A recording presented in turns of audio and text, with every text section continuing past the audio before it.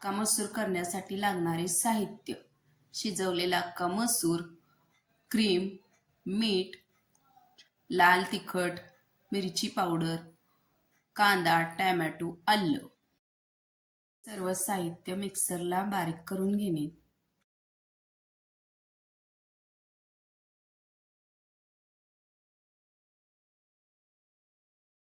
कढईमध्ये तेल फोडणीसाठी घातलेलं आहे. बारीक केलेला मसाला,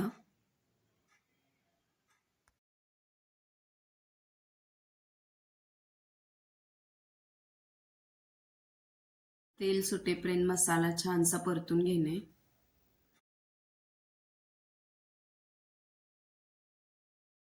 लाल तिखट,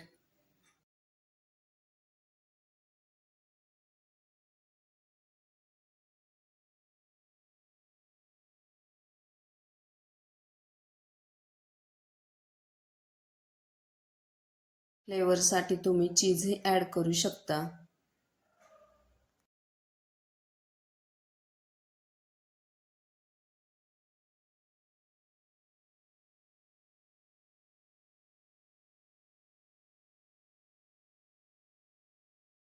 अख्खा मसूर ग्रेव्हीमध्ये घालून मिक्स करून घेणे.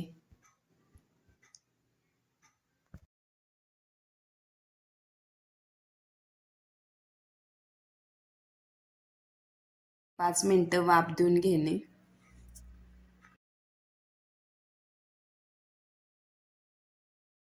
अख्खा मसूर ही रेसिपी खाण्यासाठी तयार आहे.